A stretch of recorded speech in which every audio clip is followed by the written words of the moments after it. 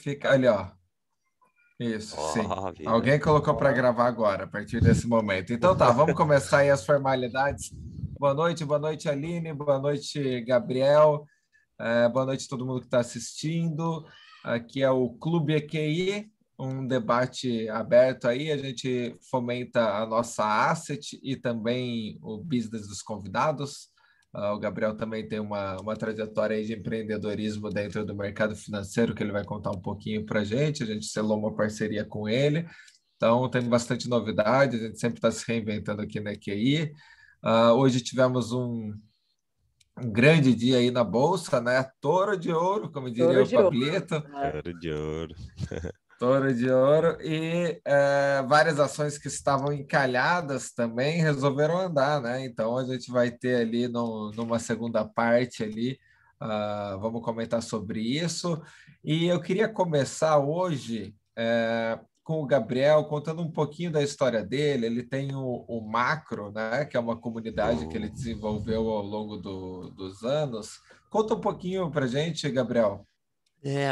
O macro, né, que está vindo agora para a EQI, começou como uma comunidade, né? Na verdade, era um estilo mentoria, que eu não sabia, na verdade, que as pessoas iam gostar de escutar sobre macroeconomia, né? Ou sobre tudo que engloba o mercado financeiro. Sempre achei que elas fossem mais assim para a parte da dica e da coisa. Não, o pessoal começou realmente a querer estudar. Eu acho que já tiveram muitos lugares que tinha aquela coisa de dica para cá, dica para lá, né? Então, realmente o macro veio assim, ó, gestores, fundos multimercados, o que que eles têm de diferente? Por que que eles não, por que que não vem ninguém passar informação aqui, né? O que que existe entre o amador, entre a pessoa física amadora e o gestor profissional. Nesse link aí existe um monte de coisas que não tá no mercado, né? Então, são coisas básicas, mas que a pessoa física às vezes erra, né? Então, era para falar sobre um position sizing, né? Então, pessoa física às vezes coloca 50% num ativo só, né? Isso é amadorismo. A Aline é gestora há quantos anos, sabe que não dá para botar 50% de um patrimônio num ativo só. Mas isso você tem que treinar corriqueiramente. Às vezes você esquece, às vezes você se ilude, né, com alguma coisa assim. Então, o macro veio para passar essas informações do mundo, do backstage do mercado para a pessoa física, para deixar equiparado, né? Então, a gente fala sobre cenário macro, sobre o que os juros os títulos de 10 anos no mercado americano vão fazer nos teus investimentos aqui no Brasil, né? E como você linka uma coisa com a outra? O mercado como um todo, ele tem que ser enxergado como um todo globalmente, né? São peças que se encaixam para você fazer um investimento, uma decisão de investimento melhor. E o macro veio nessa parte, né? Passar essa didática de backstage de mercado, de fundos, de institucional, o que o institucional faz e você pode replicar na sua carteira como uma forma de minimizar riscos, né? Então, essa parte do position sizing, olhar o todo, o mercado como um todo, olhar diversas partes de mercado que se encaixam para você tomar uma decisão de investimento, tentar evitar aquela múltipla troca de ativos na carteira. Um investimento demora para maturar, né? Então, a gente sempre fala que o mercado é uma maratona, né? E não um sprint de 100 metros. Só que isso tem que ser treinado. Acho que no que eu vejo nesses 15 anos de mercado, psicologia é 60% do teu resultado final de investimento. Então, por muitas vezes o pessoal entra em pânico na hora que é para ter caixa para comprar, né? E muitas vezes ele compra numa euforia, onde todo mundo está comemorando e às vezes paga caro por coisas que não estão baratas ali e acaba não tendo uma performance que ele queria e acaba a expectativa dele acaba se definhando com alguns momentos desses, né? Se ele faz isso corriqueiramente em se desesperar onde não precisa e ser eufórico onde não precisa, obviamente o desempenho dele vai ser muito ruim. E a gente vem para fazer essa parte de educação, tá tete a tete com um cliente, né, com uma pessoa física que deseja fazer isso em casa ou nos seus investimentos, só que nunca teve uma proximidade, né, com essa parte institucional, com essa parte de evitar riscos, com essa parte de olhar o todo, né? Já está muito no comum para o brasileiro ele entrar no home broker, comprar uma ação, vender, mas ainda existem coisas amadoras que ele faz e ele Não é pode porque eu evitar. tenho bisturi é que eu sou cirurgião, né, Gabriel? É, Bisturi, tu vai ali e exatamente. compra, né?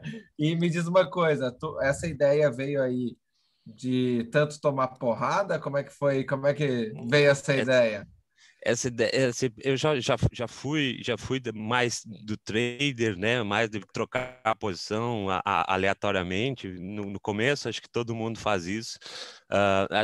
Uma coisa que eu quase nunca fui, eu falo pro pessoal, é grafista. Eu não sei ser grafista, não, eu conheço algumas coisas ali, mas muita gente começa por esse lado ali, né? De dar uma olhada no gráfico e tal.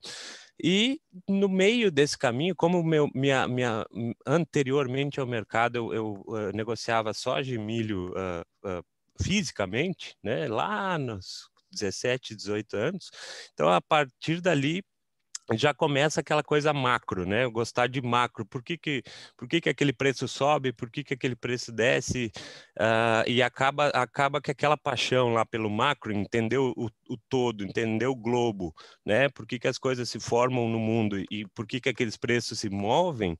Eu parti para o, digamos, se fosse multimercado, né? Seria o multimercado macro, né? Então, eu gosto de ações, tenho ações, não sou nenhum especialista em fundamentos, eu gosto sempre de ver peers, né, um contra o outro, e dá certo, né? Eu nunca critico as estratégias das pessoas, é buy and hold, é fundamentalista, até mesmo day trader pode ganhar muito dinheiro no médio e longo prazo, né? Sendo que a estratégia dele seja correta, dê certo e seja economicamente viável, né? Então, Legal. E aí a tua comunidade, Gabriel, foi procurando aproximar o estilo de gerir portfólio de assets, né? E a informação e tudo mais, como pessoa física, né? E a gente tem a Aline aí exato, representando a EQI Asset.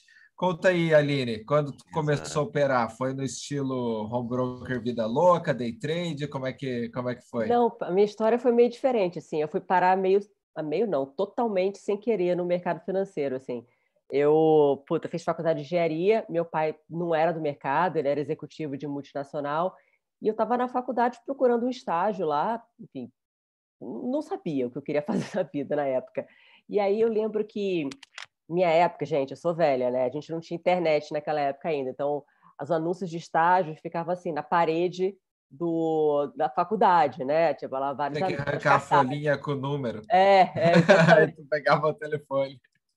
E aí tinha um estágio lá de um tal de Opportunity Asset Management que todo mundo falava que, cara, era o mais difícil de conseguir, blá, blá, blá. Falei, pô, então eu vou tentar esse. Aí eu fiz entrevista, acabei, na época, quer dizer, nessa época que eu fui entrevistada, ser entrevistada por gestores de várias áreas. Então, eu conversei com o head de risco, o head de produtos, comercial, o cara da gestão, e eu conversei com o head da pesquisa, né, de empresas, do research.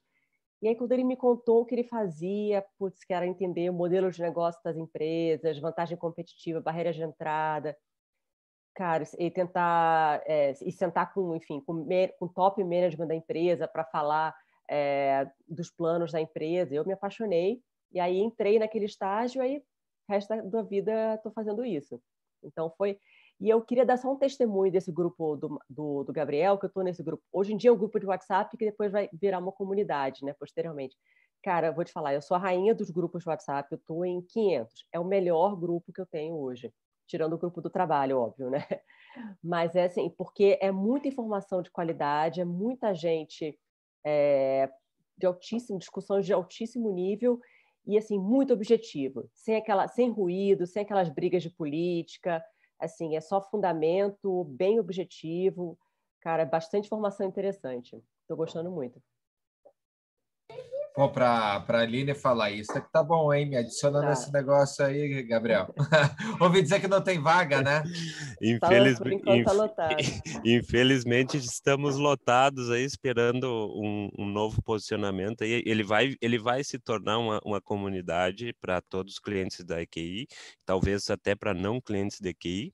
Então, a gente precisa de um trabalho de reformulação dele ali. Por enquanto, ele está só num grupo de WhatsApp ali, realmente para não esfriar, né, a cabeça do mercado, mas é como a Aline falou, a ideia já está lá, né, passar para a pessoa física, para os clientes, uma proximidade com gestores. Então, a gente tem uma série de gestores dentro do grupo, de várias, de macro, de fundamentos, de quântico, de crédito, e essas ideias englobam um cenário, né? Então, a gente nem sempre vai na mesma linha, né? Às vezes a gente vai divergir um com o outro, e isso é ótimo, Vai dar né? bate-boca, bafão ou não? Não. Por enquanto eu não vi ainda, não. Não existe isso, existe uma troca de ideias, né? Eu acho que a inflação americana ela é transitória. Eu já não acho. Eu acho que tem isso para acontecer, tem mais isso para acontecer, e ela pode ser um pouquinho perigosa ali na frente. Então, é nessa troca de ideias que você vai colocando as opiniões, vendo não só os gestores falam, né? Outros contribuidores também, o próprio pessoal do grupo, ele dá sua participação, e a gente junta tudo para montar um cenário pertinente ali de mercado e que possa ajudar você a tomar a decisão, né? Então, a gente já fala desde o começo, antes desse macro, tinha um outro macro em outros canais de WhatsApp, então já falava sobre o PIB, todo mundo vai ter que revisar o PIB, sobre o dólar, como o juro ia vir trazendo esse dólar um pouco mais para baixo. Então, a gente vai montando esses cenários de acordo com o que se encaixa, né? Então, e toda semana tem alguma coisa macro nova, né? Então, às vezes é os juros de 10 anos dos Estados Unidos que dá uma tremida ali, aí vem bater nas ações de tecnologia, ou tem algum outro fator que vai influenciar. Então, essas discussões macro, no fim, como eu lancei o macro lá atrás, achei que ninguém ia ter... Faz quantos anos que está nessa do macro aí?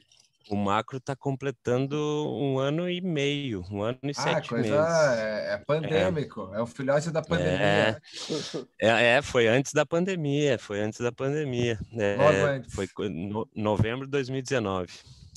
Engraçado, o Torinho também é por aí, é novembro de 19. Então, temos vários... Se inspirou na pandemia. Sem saber, né? E aí, como é que você fez? Você abriu inscrições e começou a fechar? Começou com um grupo de amigos? Como é que foi? Na verdade, foi um pedido, né, do pessoal para falar sobre esse mercado. Na verdade, eu fazia parte de outra plataforma que é o TC, né? Acho que todo mundo já me viu lá também. Então, eu comecei o TC desde que o Traders Club era um WhatsApp, né? 2015, lá no começo, com todos eles, eu comecei e fiquei participando lá enquanto... Eu não contei minha história anterior, mas fui gestor de escritório da XP, né? Durante 6 anos. E depois que saí do mercado, passei os clientes até para a EQI, na época que era Índice Investimentos. O Vacaria era meu sócio lá, né? Eu sou de Vacaria. E ele veio para cá e eu segui um caminho mais sozinho. Participei de algumas... explica muita coisa. Agora eu estou entendendo. Viu? Tá, mas tu comentou de TC. A ideia é criar, assim, ó, pessoal, eu sou da EQI, tá? Mas a nossa empresa ela é muito maluca. está acontecendo uma coisa em cada lugar e a gente vai descobrindo ao vivo às vezes. Verdade. A ideia é criar tipo uma comunidade no estilo TC, é isso? Não que seja uma plataforma tipo TC, mas a ideia é realmente ficar perto dos clientes, né? Informação. Mais um meio da Informação. gente passar informação. Exatamente. O próprio macro, não era uma plataforma, na verdade ele era o quê? Um market information, né? Você toma aquelas opiniões e forma a sua, ou debate essas opiniões. A gente manda muitos dados, muitos relatórios estrangeiros para embasar, né, tudo aquilo que a gente está pensando. Então, é realmente como... não sei se tu já participou de um trading floor, André, mas essas mesas que você está aí no teu quadro atrás, mas de tesouraria, né? Então tem uma mesa de equities, tem uma mesa de juros, tem uma mesa de derivativos, não tem paredes e todo mundo se ajuda, né? Um pega a opinião do outro. O macro, na verdade, é isso aí, só que virtualmente, né? A gente é um imenso trading floor, com todo mundo se falando, dando sua opinião, e cada um absorve e monta a sua estratégia ali, né? Então, na verdade, uma comunidade, né? Onde se ajuda. E na EQI ela vai ter um outro formato, que não essas outras plataformas aí, mas vem sim. Vem nessa linha. Vem da linha de estar perto, estar próximo do cliente e passar esse market information para ele. Legal. Então, pessoal, vocês já sabem que vai começar alguma coisa do macro. O macro vai levar informação de institucional, de qualidade para vocês. Eu acho que a maioria das pessoas vão aprendendo conforme vão consumindo a informação. Se não pega um livro e começa a aprender, acho que não é o jeito que hoje a maioria das pessoas aprende. Então, através da plataforma do macro vai ser possível. E isso, eu acho que a gente tem muito conteúdo, mas ele tende a ser mais denso, mais intenso para a pessoa tomar decisão, né? Já que você fala do macro e atualizações, mercados, qual é o tema mais polêmico aí que foi essa semana, ou nos últimos 10 dias, para a gente colocar na roda e usufruir um pouco dessas cabeças que estão aí digerindo informação o tempo inteiro? Eu acho que se eu puder, eu acho que pode comentar, pode. né? Eu acho Não, que pode eu até te perguntar aqui a sua opinião, Gabriel, porque assim, essa semana, cara, foi assim, foi um 180 no mercado, em Brasil especialmente, né? A gente começou a ver, foi uma semana que você vê, a bolsa subiu 8 no mês passado, mas 4 só nos últimos 7 dias. Por quê? A gente começou a ter revisão para cima do PIB, a gente começou a ter revisão para cima em termos de arrecadação do governo federal também, e, por consequência, todo mundo que estava estimando que o país ia terminar a dívida PIB em torno de 95%, revisou para em torno de 85%. Isso é muito relevante para juros, câmbio e bolsa, né? Muito relevante e era assim, já era esperado, pelo menos o que a gente falava lá, era esperado que tivesse essas revisões. Os dados antecedentes, né, que a gente usa para PIB, já vinham desde fevereiro e março, os dados que saíam já davam para ver um crescimento muito maior, recorde de venda de diesel. Outros antecedentes de confiança. Ele deu aquela parada ali naqueles lockdowns que teve, né, entre acho que foi Fevereiro e março, né? mais abril, acho, Março, né, abril, que pegou realmente, mas o fiscal, esse daí já é uma surpresa. Esse realmente eu não tinha muito na linha, porque eu até estava esperando um crescimento maior. E a partir dali o pessoal começar a revisar a parte fiscal, mas a arrecadação está surpreendendo positivamente. Eu não tinha nem perto desses dados de arrecadação. Até perguntei lá para o pessoal sobre isso aí no grupo, se não foi porque a gente ficou muito tempo sem a LDO, né? A gente foi bater o martelo da nosso orçamento 2021, era abril em diante, né?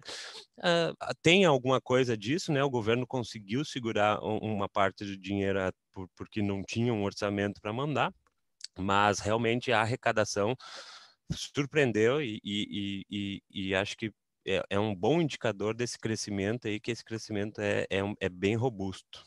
Segundo o Bernardo Mota, nosso economista lá da Asset, a arrecadação nas últimas 2 leituras surpreendeu em 35 bi de reais, é muita Nossa, coisa. é muito... Então, isso está mostrando que a elasticidade da arrecadação em relação ao crescimento do PIB parece que está sendo maior do que foi no passado.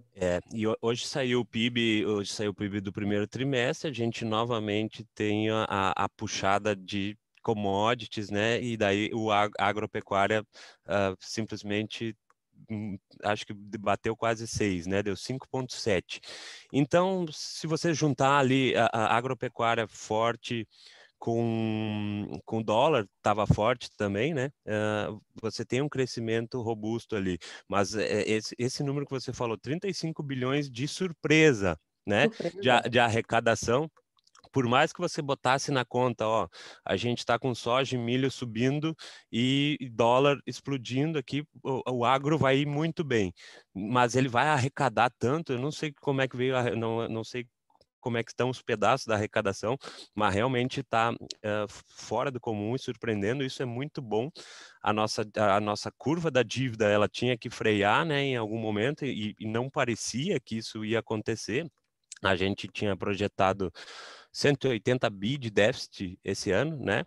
E se der tudo certo, a gente acaba com menos de 130, né? São 100 bilhões a menos. Isso é praticamente você vender uma Eletrobras, né? Uhum.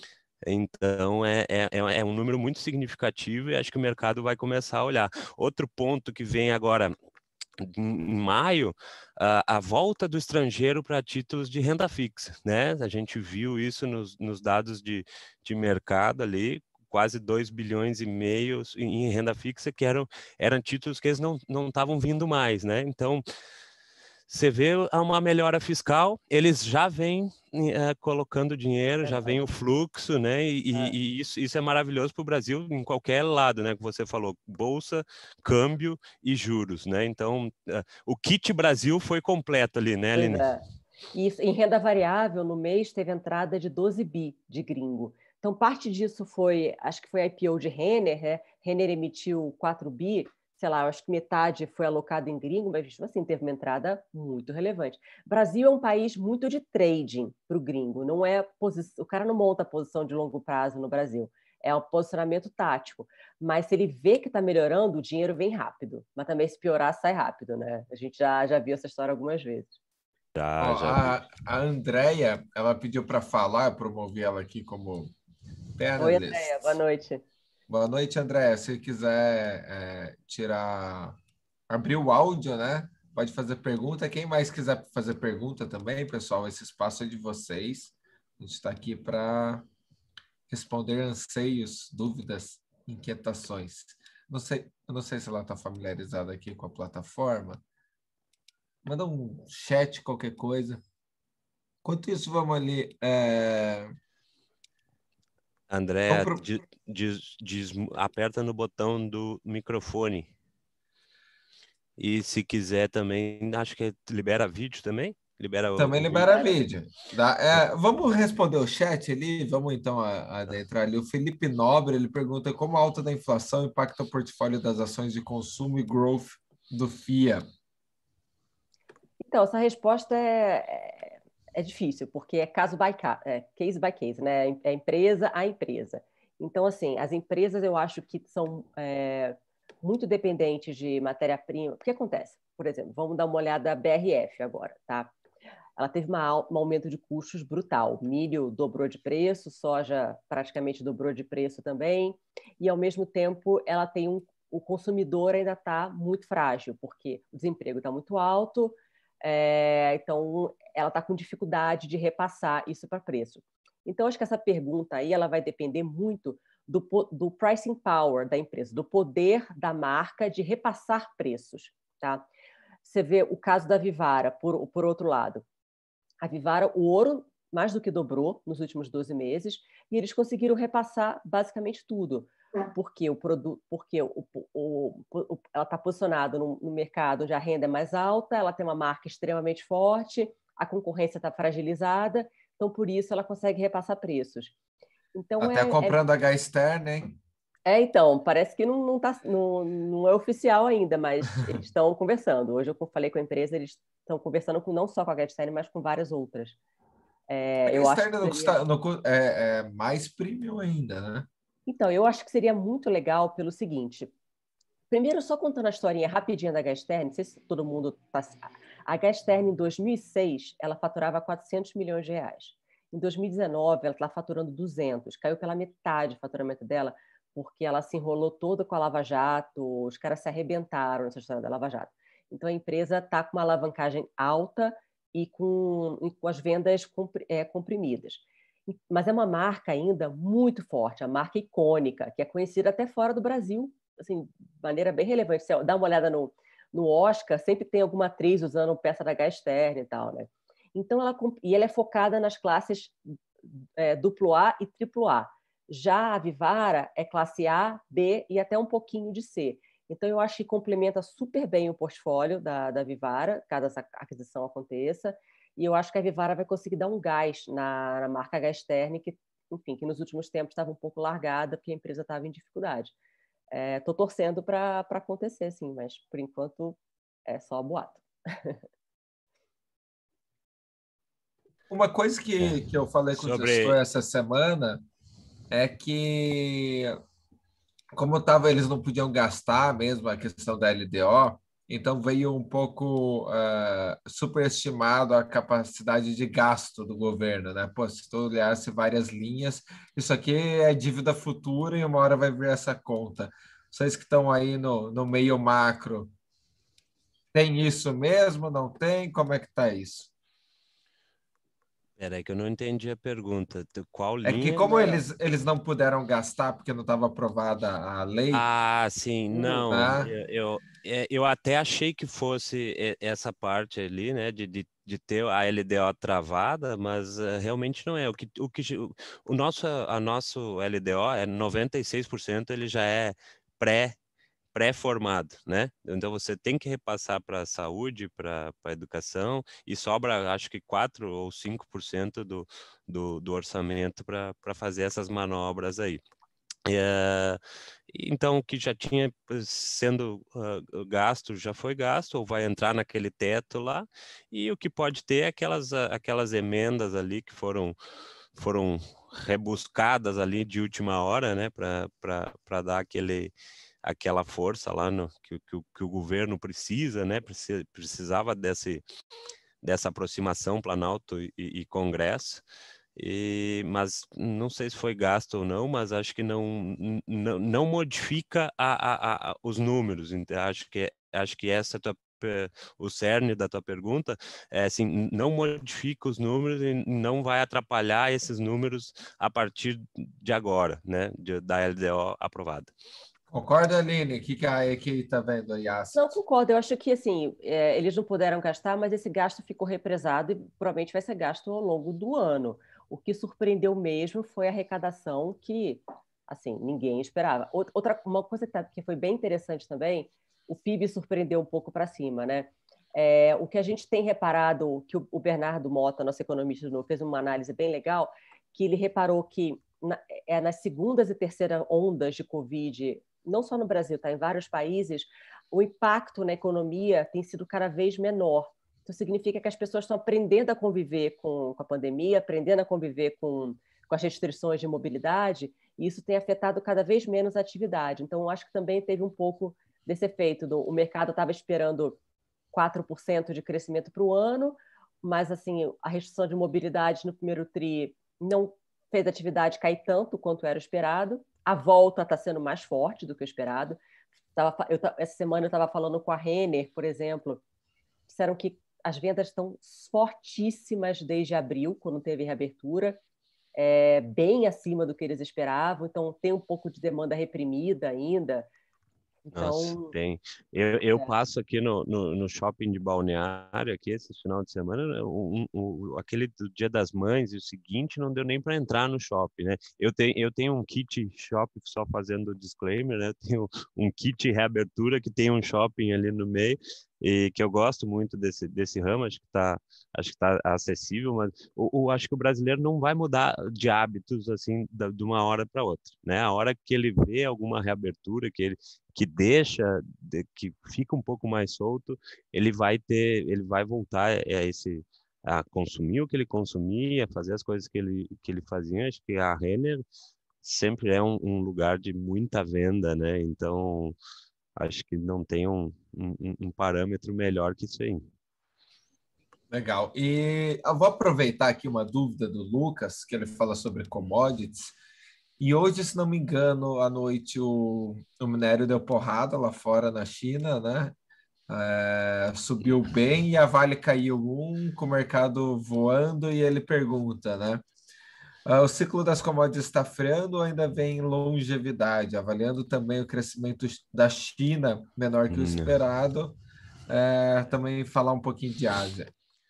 Já tá sobre commodities, né? A gente já está no índice de commodities, voltou à máxima de 2015, se não me engano, né? Que foi aquele pré-impeachment da Dilma, né? Onde a gente ainda estava num patamar legal ali.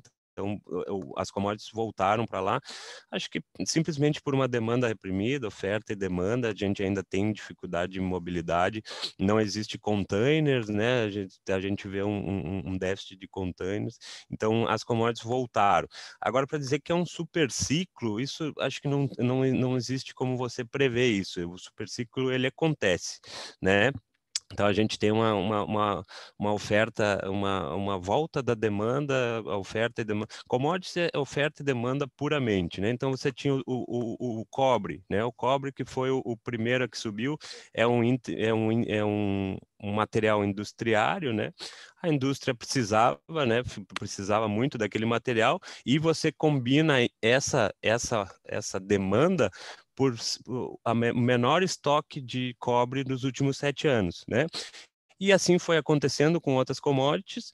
E se todas as commodities aparecerem com um estoque baixo, né, e a demanda continuar, esse ano o crescimento mundial total vai ser de mais de 6%, né? Você pegando o globo inteiro.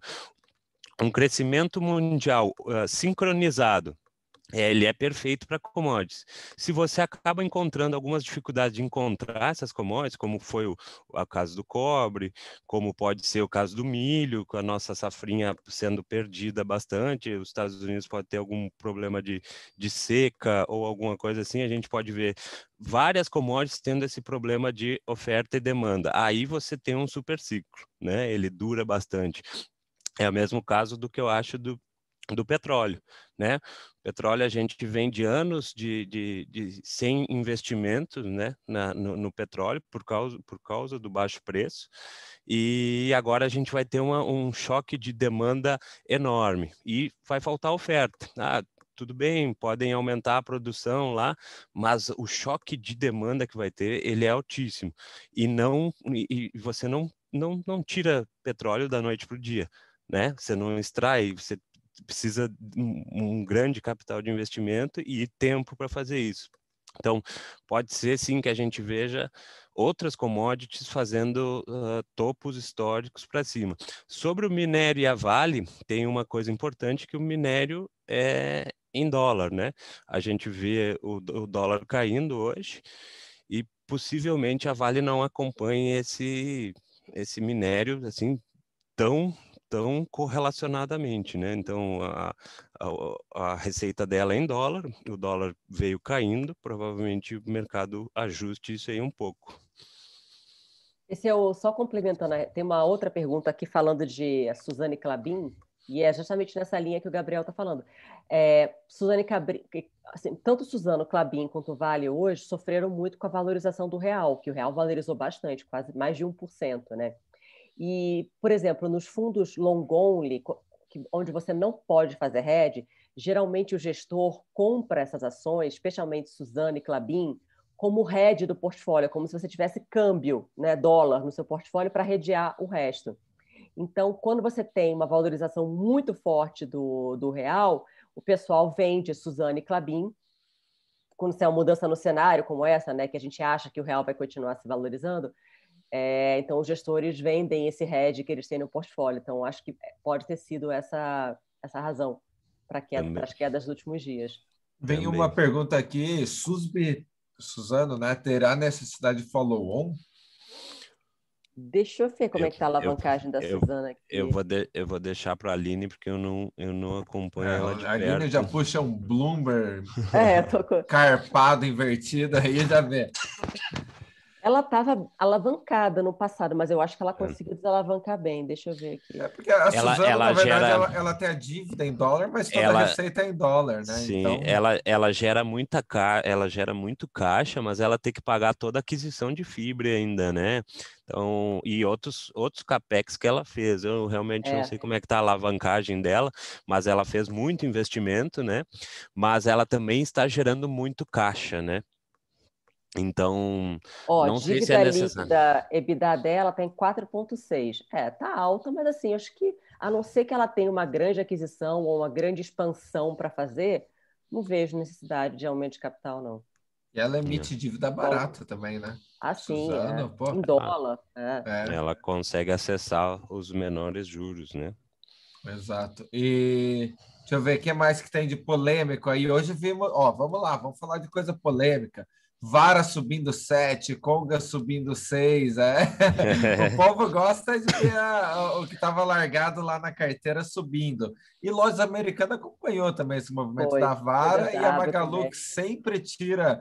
Se a Vara sobe 5, a Magalu sobe 8, né? E hoje ela ficou lá largada. Não, hoje deu várias porradas aí no mercado e até dinheiro que não tem por onde e foi para qualquer lugar.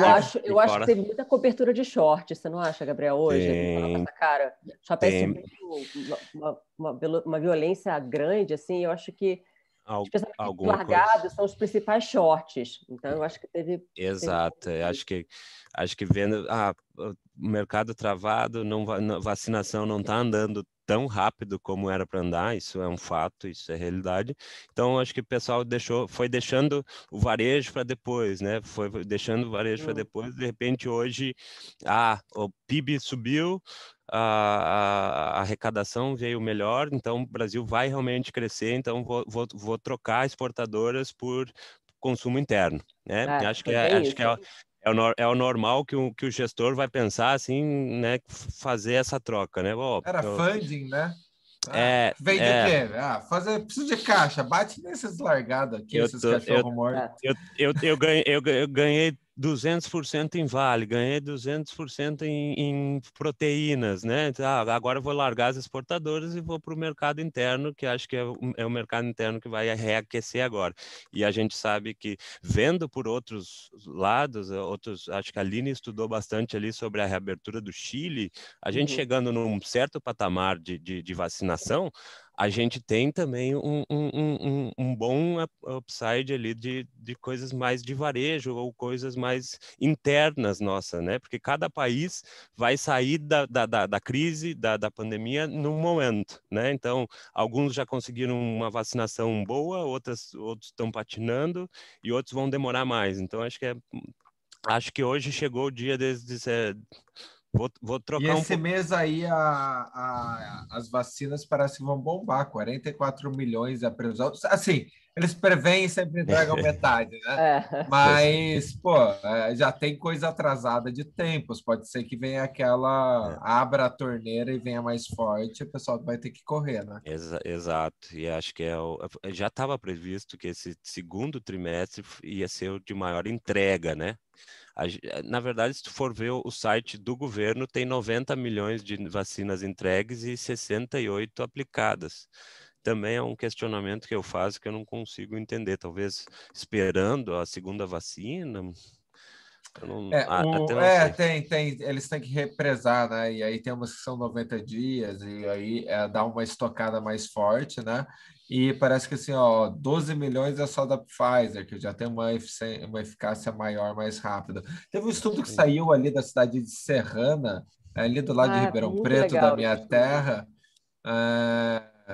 que, 75% é o número da população que tem que ser vacinada com segunda dose de Coronavac para atingir uma imunidade ali. no local. Então, é um dado bem legal. Então, e é por isso que a gente estava discutindo, né, Arantes, inclusive no WhatsApp, por isso que o Chile teve lockdown de novo, porque lá 80% das vacinas são Coronavac, e só que eles estavam com 40% de vacinados com 2 doses, e mesmo assim o número de casos subindo muito e tiveram que restringir a mobilidade de novo. Por quê? Porque a vacina ela tem, todo mundo sabe, né? Ela tem uma eficácia menor, então você tem que, pelo estudo de Serrana, mostra que você tem que vacinar pelo menos 75% para o vírus parar de circular, ou reduzir muito a circulação dele. Exato. Né? Acho que aqui a gente vai ter um mix, né? Porque a gente tem a AstraZeneca rodando também, ela já ultrapassou o número da Coronavac, mas também não sei os números dela sobre esse nível. A gente já tem algum certo nível de imunidade, né? O importante é parar hospitalizações, né? E obviamente mortes. Casos, eu acho que eles vão surgir. E elas são muito efetivas contra casos graves, né? Esse é um dado importante. E acho que 75 é um pouco alto para a gente esperar, porque vai demorar um pouquinho para o Brasil chegar a 75, mas é um dado interessante ali. Mais alguma pergunta? Deixa eu ver aqui o que é mais. Aqui, ó, tem uma pergunta. Peraí. A André não conseguiu falar nada? Quer fazer a pergunta, André? Mil e Burger King tem ali do Andy. Mil e Burger. Eu dei uma estudada nessas duas ali, preferi Burger King. Por quê? É mais taticamente ali. Acho que ela tá minha cara, se for ver por fundamentos, mas eu não sou muito afim não sou muito fã do Mil ali. Eu já estudei bastante ali, não vi nenhuma modificação, mas pode ser um caso de turnaround bem legal. Eu acho que assim, a Burger King, eu concordo com o Gabriel, é um case mais assim, como que eu vou falar? É um case mais simples, né? É uma marca super forte, uma empresa bem gerida e que vai se beneficiar com a reabertura, normal. E não só com isso, com ganho de market share, porque 30% dos bares e restaurantes do Brasil quebraram durante a pandemia. Fecharam mesmo. Você fala Fila bastante... do Mac aqui é bombada aqui em Floripa. Pois é, mas a Mil é uma história, é um turnaround que, assim, pode dar muito certo, mas tem que lembrar que eles estão tentando esse turnaround há 6 anos já. Exato, então, exato. Assim, assim, tem muito mais retorno, pode ter muito mais retorno, mas tem muito mais risco também. Exato, eu acho que por esse risco-retorno eu prefiro Burger King. Mas você sempre fala lá no macro, Aline, que o Habib's, né? O próprio Habib's fechou 2/3 das lojas, né? É um dado que todo mundo se assusta porque é uma rede grande, né? Pois é uma rede grande de fast food e a gente não imaginava que fosse fechar 75% das lojas. É bem interessante. É sinistro. E uma pergunta boa aqui: construção civil tá lá largado os tijolos. O vendedor de material de construção tá bombando, né? Quero, vai que vai. Agora o passarinho tá com tudo. Agora você olha para Zetec, Trisul, que são empresas boas, tomando porrada. Eu vou deixar para a Aline essa, que eu não sou muito do setor. Eu estou em alguns shoppings. Não, então, o setor tem sofrido com o quê, né? Justamente com o que o Lucas fala na pergunta, o INCC, né? A inflação tem subido muito, o INCC está alto e o mercado está na dúvida se as empresas vão conseguir repassar isso para os próximos lançamentos, para os preços, porque com juro, obviamente, a Selic subindo um pouco também, isso também encarece o financiamento, né, para o comprador do imóvel. Mas o setor está muito barato, está largado, está negociando. Para ter uma ideia, a Exetec, que é a que a gente mais gosta, né, negociava 3 vezes preço livro antes da pandemia, agora está 1,5 vezes. Barato. Tem aquela coisa, né, de fazer o lançamento, vender o lançamento, mas você não comprou o material para aquele lançamento e você vê o ferro subindo 200%, né? Pode ter lançamentos que a construtora vai ganhar 0 ou até perder, né, em algum desses edifícios, aí pode ser até que ela perca. Então acho que o mercado deve estar esperando isso. E o problema da construção é que isso só vai se refletir no balanço mais tarde, né? É Pois difícil é, a gente olhar assim da É. noite para o dia. A gente vê que teve uma puxada boa, até que subiu 5 hoje, Cerela subiu 7. Então, as maiores aí deram uma puxada boa. Mas, né, acho que é o Ah, povo que paga para ver, né? Paga para ver ali, já que tá barato, encartera um pouco e paga para ver se anda depois. eu vi uma pergunta bem legal ali que eu não estou conseguindo ver o chat aqui, mas é uma preocupação grande do mercado aí nos últimos dias sobre a crise hídrica, né? E o que ela pode afetar na nossa geração de eletricidade e, consequentemente, frear o nosso PIB. É realmente uma preocupação, acho que não vai ter nenhum racionamento esse ano, mas é preocupante se a gente passar os próximos meses sem ver esses reservatórios voltarem, né? Porque provavelmente a gente vai ter esse crescimento, tá contratado ali que a gente vai crescer 4,5, 5, talvez 6, e esse crescimento ele gera um carry-over para o ano que vem, né? Então você tem que ter investimentos esse ano em energia para dar conta do crescimento que vai vir, né? Do crescimento que vai expandir. Acho que esse ano não tem uma preocupação assim de apagão, pelo menos, né? Não de retração, de ter que travar o PIB por causa disso, mas é interessante a gente já a se preocupar, pelo menos assim, o governo ou as empresas já se preocuparem com isso aí para os próximos 12 meses. O que eu tenho Quem falado. sofre se faltar água ali? Então, na verdade, o que eu tenho conversado com alguns especialistas é que eles falam o seguinte: não deve faltar energia, mas a energia vai ficar mais cara. Por quê? Você vai ter que ligar todas as térmicas, inclusive as térmicas a carvão, a diesel, que tem um custo por megawatt-hora muito alto. Então, quem sofre com isso são as geradoras que estão super contratadas, ou seja, elas venderam mais energia do que elas conseguem produzir. O que acontece? Por exemplo, o exemplo muito claro é a CESP, tá? A base inteira da CESP de geração ela é hidráulica, né?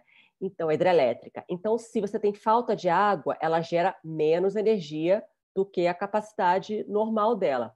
Só que ela já vendeu para os clientes dela um valor X de energia. O que ela vai ter que fazer?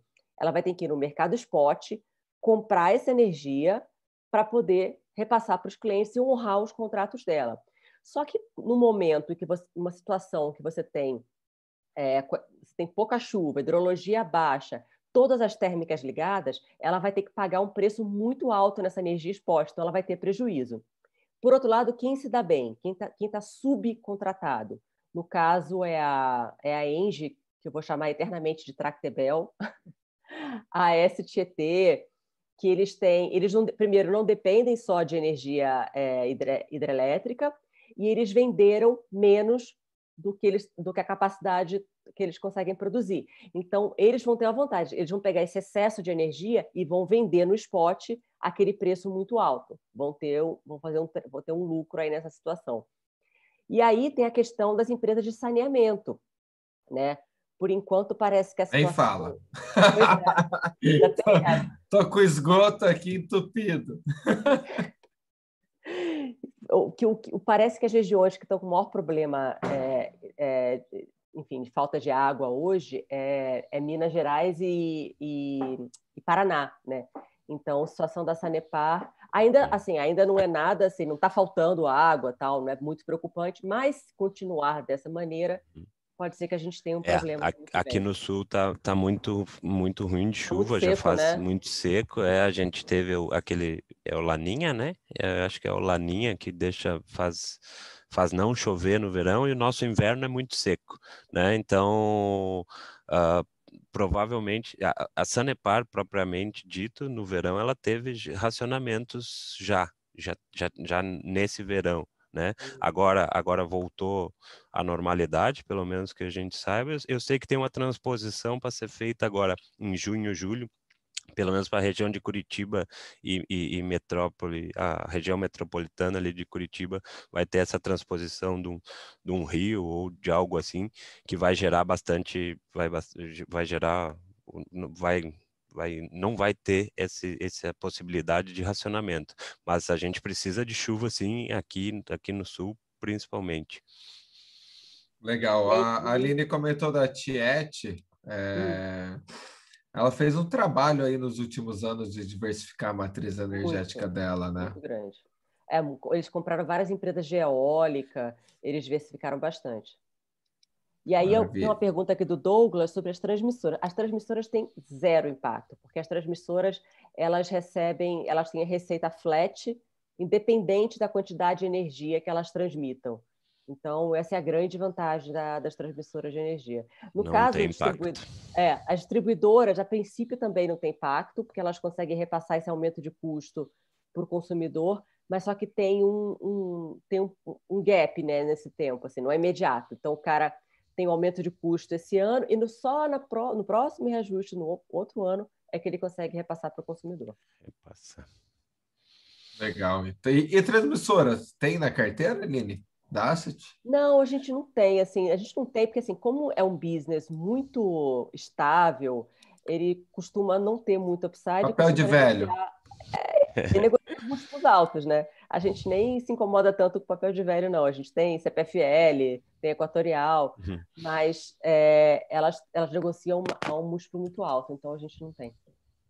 Entendi. Quando eu falo papel de velho, pessoal, é aquele papel que tu põe e só sobe, não dá emoção, não dá dor de Aí é barriga, não fofo. dá nada, só dá dinheiro, né?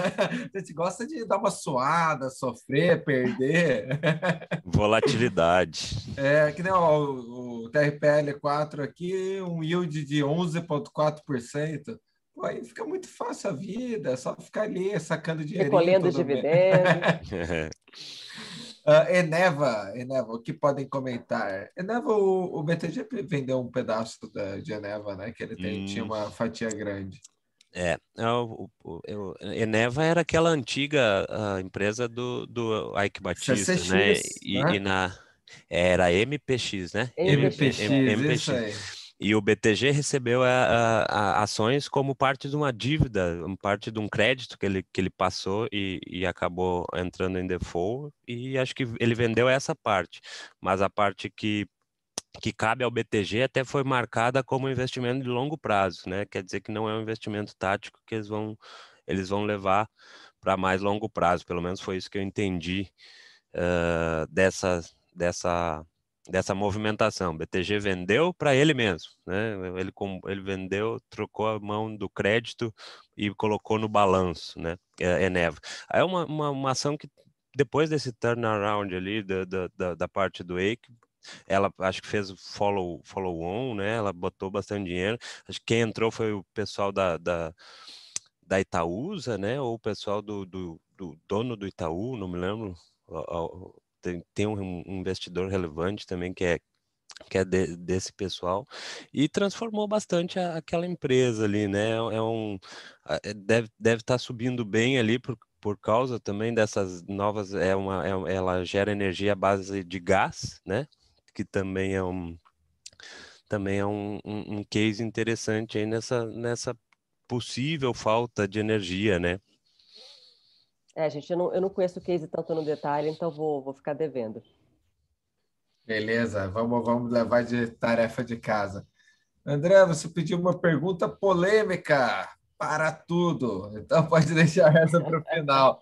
Qual são o setor que mais vai subir até o fim do ano e qual vai cair mais? Agora é a hora da bola de cristal, pessoal. Bola de cristal. Nossa senhora, essa é difícil, hein? Vamos de vara? Vamos de vara. Olha, não sei dizer. Vou conservador. Vou no setor, né? Não é ação. Disclaimer, antes de falar, pessoal, isso não é uma Disclaimer. recomendação de compra, Isso. é a moral de quem falar em jogo. Não tem nada de compre ou venda isso. Mas ele pediu setor, né? Não pediu uma ação específica. Foi. Um setor. Ação entre parênteses setor. Ele deu uma colherzinha de chá ali. O Felipe gosta do Pets ali. Pets, um crescimento secular ali, né? é sempre bom. Tá, vai. Uma só para cada um, sem meias palavras.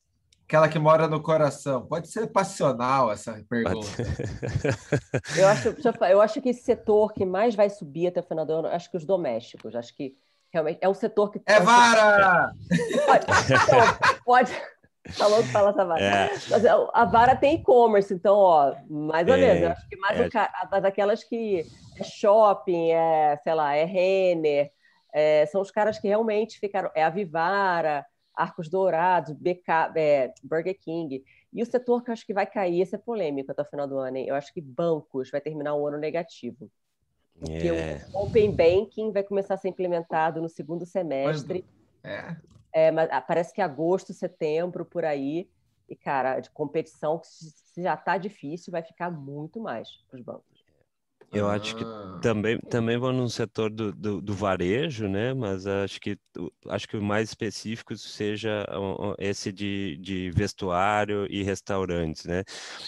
Acho que você tem um grande upside, mas você não sabe, porque a gente só tem uma ou poucas opções, aéreas e turismo, né?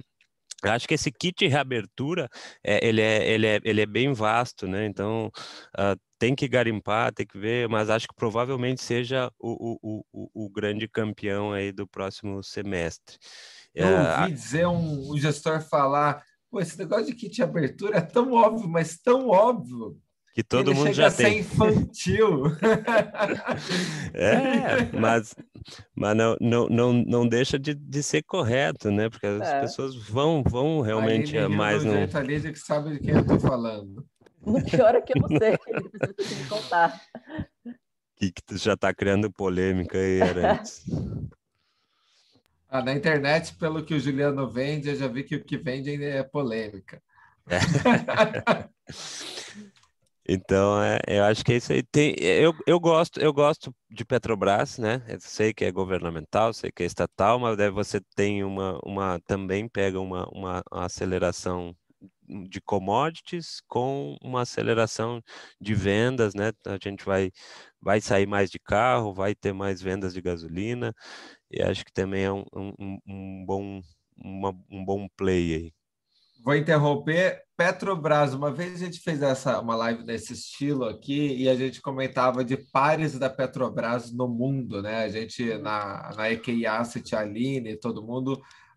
Por que comprar Petro? Foi bem na época que tinha caído com a notícia lá, Petro, né? No reajuste. Pô, mas para que comprar Petrobras? Você está pagando mais caro do que comprar uma petrolífera lá da Rússia, por exemplo, que é extremamente eficiente, né? Então, tem pares mais baratos que Petrobras, Aline? Ou não é tua praia? Deixa eu ver aqui, já puxar aqui meus universitários aqui. Hoje eu gosto que ela tem o dicionário. Peraí que eu tô aqui com... Hoje eu estava fazendo o cálculo ali, se a gente tiver nessa média de Brent para o ano com $1 a 5, tá? $1 mais baixo do que a gente está agora, a gente teria mais ou menos uns 170 bi de EBITDA para Petrobras. Você está com market cap de 630, 650, isso aí dá mais ou menos uns 3,5 vezes EV/EBITDA. Se você pegar qualquer outra para aí, Aline, veja o EV/EBITDA da mais barata aí, da PetroChina, por exemplo, que é estatal. Então, vou te falar que a Petrobras hoje em dia é mais barata. Na época não era não, Arantes, mas agora ela tá 3 vezes EV/EBITDA para 2022. Aí você tem... É porque eu não tenho as russas aqui. Pode fazer um comparativo com a PetroChina aí, tu vai ver que é 5,8. Ó, PetroChina tá... bom, pelo menos aqui no onde eu tô vendo... Para 2021. 21. Para 2022 está 3,2. Deixa eu botar as russas aqui, que não tem as russas. Então você pega hoje, ela tem um valuation ali, por múltiplos, né? Bem baratos ali. Então Tá mais barata que as russas também, inclusive. Viu, Arantes? E dá para ler o balanço em português, né? Vem com bônus. E me diz uma coisa, qual que é aquela outra aqui, que era a antiga Queiroz Galvão? A Enalta, Enalta. eu gosto bastante. Esse trem aí. Ela teve uns problemas ali no campo de Atlanta, mas já falei já escutei de alguém que conversou com a empresa ali que retornou à produção normal. É uma empresa que tem muito caixa, né? Tem para Porra, subiu receber de manetim. 10% hoje, cara. Puta, agora se essa live fosse ontem, já ia É. pescar uma pechincha aqui. Não, e ela, assim, se você tirar a disponibilidade de caixa ali, o que ela vai receber de maniti, acho que ela está 1,5 EV EBITDA. Mas é Junior Oil, eu já não gosto, mas até tem um pouco, mas eu não gosto de Junior Oil desde sempre, né? Mas Traduz aí, Junior Oil. Junior Oil é uma empresa pequena de exploração de petróleo, né? Então, para ela, qualquer campanha mal sucedida custa muito, né? Qualquer Custa menos muito para a empresa. 40 no barril de petróleo fica ruim. Não só por isso, mas pela exploração, né? Pela própria produção e exploração. Então, a Prio fez um negócio, a Prio é a antiga HRT, né, que praticamente quebrou, né, praticamente quebrou, e foi se remodulando através de comprar campos maduros, né, então você já tem um campo já produzindo, a Petrobras abriu um leque muito grande de ativos aí no Brasil, foi possível comprar, e acho que é o que tem feito as outras também, né, que vieram a ser listadas ali, então já, em vez de fazer essa exploração e evitar uma campanha de um poço seco, né? Ser uma nova OGX da vida, o pessoal já compra os campos maduros ali, é mais fácil. E a RRRP3, até ruim de falar, né? RRRR, é um trava-língua. Essas daí, tu entende ou não? Não sei, eu não. Chegou a travar aqui para mim. Small caps, né? Uma menorzinha. Eu vou consultar se quiser o Zé Roberto. Se quiser, manda um e-mail, alguma coisa. Eu tô travando? Não. Não, o Gabriel tá travando aqui para mim. Agora a cara dele travou de vez. É, Mas enfim, eu vou consultar se ninguém aqui souber de RRRP3. Eu lembro que estava em relatório do BTG, estava em recomendação de small caps, se não me engano, saiu, mas tem uma análise boa ali deles. O BTG tem um research muito legal. Foi uma diferença bem grande quando a gente mudou de casa o research do BTG. Pessoal, eu vou abrir para mais uma pergunta. Quem sabe duas se for muito boa, tá? Geralmente a gente faz esse quadro aqui em 1 hora. Como a gente ficou falando muito tempo do macro, fazendo um merchan muito grande em respeito a todos que... E tá firme essa audiência. Hoje não deu muita gente, mas baixou 2, 3 ali ao longo de 1 hora e 20 que a gente está aqui. Se alguém tiver alguma pergunta, quiser levantar a mão, falar, aparecer na telinha, dar oi, tchau, pode falar. Deixa eu ver se tem mão levantada. Não, não tem nenhuma mão levantada. Mais 1 minuto. Ou alguém faça uma consideração final, convidados de honra. Ali, ó, chegou. Não chegou. Muito bom o bate-papo, só agradecer. Eu acho que consideração, a gente, cara, finalmente parece que a gente vai entrar numa fase boa pelo menos para mercados emergentes e Brasil, né? Então, mercados emergentes, por quê? O mais interessante para mim nesse último mês foi o seguinte: por mais que tenham surpreendido os dados de inflação e atividade nos Estados Unidos, a taxa longa de 10 anos praticamente não abriu. Então, isso mostra que o mercado está muito posicionado já, tomado na Treasury, ou está acreditando muito que a inflação de fato é transitória. Então, aparentemente, a gente deve ter aí talvez 1 mês, 2, em que essa Treasury deve ficar bem comportada, e isso pode ser bom para as ações de crescimento de tecnologia. Inclusive, a gente tem aumentado essas empresas no fundo essa semana, nos últimos O dias. pessoal está acreditando no Fed, então, é isso? Então, o que você acha, Fed Gabriel? não está mentindo.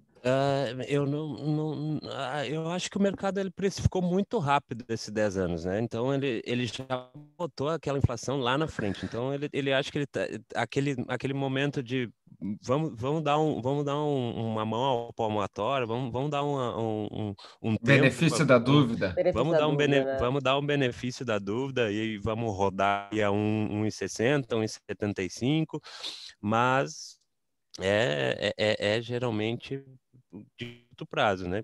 Se o Fed realmente não tiver certo nessa parte de transitória, e o problema não é ser transitória, como eles falam, porque eles falam transitória de 1 ou 2 anos, isso é óbvio que é transitório, só que o problema é como eles vão ter que atacar isso, né? Então, qualquer parte que não esteja no script deles ali de tirar as compras de títulos e depois aumentar o juro gradualmente lá, isso vai mexer no mercado. Por enquanto, tudo na boa, tudo na paz. Acho que o mercado precificou esses 10 anos muito rápido, né? Puxou do 1 para 1,70, a gente nem viu, né? Quando viu, já estava lá, e o estrago que tinha para fazer já fez nessa puxada rápida, né? Então, acho que as próximas puxadas serão mais de ajuste e a gente não vai sentir tanto. E para as ações de crescimento, também tem que lembrar que não precisa ser só os 10 anos, né? É o VAC menos os juros, né? Então, você crescer mais do que o dinheiro que você toma, né, para si, para fazer aquele crescimento é o essencial, né? Então, nas empresas de growth também é caso a caso, né? Legal, muito bom. Pessoal, rodei aqui a pesquisa de satisfação enquanto a gente falava aqui. Deu 22 respostas, nota 5, uma resposta, nota 4. Esse foi o total aí, então quer dizer que nossos convidados estão de parabéns. E eu vou fazer Muito. o merchan final aqui, pessoal. Para quem não sabe, se você está aqui aleatoriamente, esta é uma live da EQI Investimentos, em conjunto com a EQI Asset, representada pela Aline, o Gabriel Resch, que se tornou aí parte da EQI para tocar essa área do macro, levar mais informação ainda para os nossos clientes, fazer cada vez mais clientes capacitados, com poder de discernimento. Se você não conhece a EQI, a gente te leva desde o beabá, a gente pega na mãozinha do bebê que está começando a investir agora, seja num CDB, em alguma coisa muito simples, né? Te tira até da poupança e te ensina aí esse caminho aí das ações, fundos imobiliários, fundos de ações especificamente, que nem a Aline toca ali dentro da EQI Asset, junto com o time que tem mais de 20 pessoas. Então, a gente consegue, como se fosse um concierge da sua vida financeira. Se você tiver uma necessidade específica em vida financeira, consulta a gente que por mais que a gente não faça, a gente sabe quem faz no mercado, o importante é atender o cliente e atender a necessidade, né? Queria muito agradecer muito aí a Aline, o Gabriel e todo mundo que esteve presente na live. Quem quiser, entre em contato com a gente. Meu e-mail é andré.arantes@eqi.com.br. A Aline Show de também está bola. super à disposição, ali Twitter, o Gabriel também. Tem Então é que isso. conhecer o escritório aí de Floripa. Parabéns Quem pela quiser live. conhecer nossos escritórios, esse aqui atrás é o nosso escritório, um Ah. deles em Floripa. E se você precisar de um assessor de investimentos, já tiver conta do BTG, é só trocar para um assessor da QI. Se tiver em outra casa, não perca tempo, abra a E conta, converse com a gente. os fundos da EQIA, se tiver uma lista de ótimos fundos ali, long bias, o macro também, que eu vi que a semana passada ou na outra o Ettore estava aí também, é um fera demais, a Aline, o Betinho, putz, não consigo nem falar toda a equipe lá, mas são todo mundo fera também, a boa presença da EQI Asset aí. E lá no macro também, eles estão lá falando as oportunidades, discutindo o cenário, e daqui a pouco está aberto para todos os clientes EQI. Vem abrir a conta, já pede como é que eu entro com o macro, né? Então já abre a conta ali com o André, pede para ele botar na listinha. Por enquanto estamos fechados. Mas Exato. muito obrigado o convite aí, fico à disposição aí. Perfeito, Obrigada, pessoal. Uma boa pessoal. noite. Boa noite. Valeu, tchau, Tchau. Até a tchau. Tchau, próxima. tchau.